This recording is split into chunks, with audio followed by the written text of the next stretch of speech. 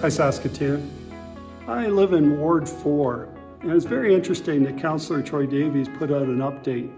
And it's quite interesting. His first story he talks about the New Hampton Village Business Park.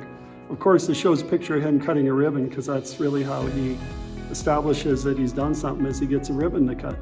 So, yep, he cut the ribbon, and they're putting in a business park, and it seems to be a lot of controversy about who's paying for all the services.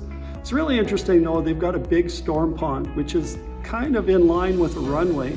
And if you remember back, like Troy Davies probably wasn't paying attention, but when Hampton drained into Dundonald Park, to the Dundonald School, where the little boy drowned, in case you're thinking, that had to be done at the time it was said, because Transport Canada required that no open water be that close to the airport.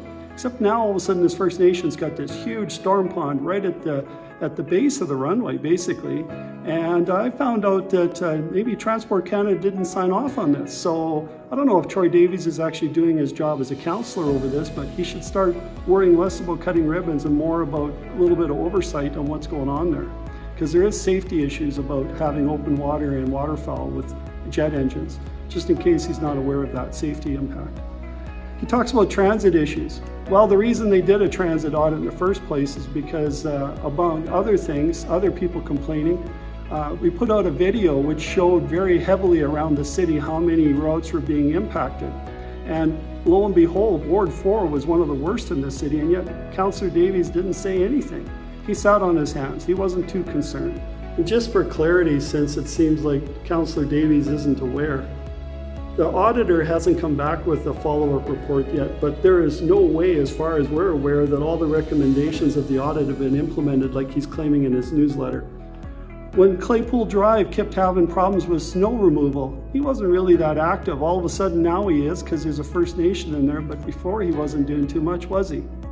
And so now he says that there's a priority 1 snow clearing. That's what he says in his newsletter, except when you go to the city's own website, it's not a priority 1. It says that it's priority 2 in front of the First Nation there, which is interesting.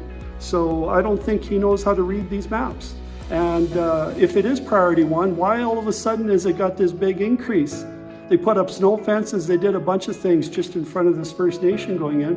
What about the residents all these years that have been getting snowed in on Claypool Drive and they haven't been doing too much? How come now he's going to take credit that he's doing something after all these years of doing nothing? The Downtown Entertainment District, well, that whole thing that he's a part of was very poorly handled so far. And if he doesn't get a handle on the traffic implications on 1st Avenue and 2nd Avenue, he's going to give up a lane to the library right away. He's going to give up 3 lanes on 1st Avenue to the BRT.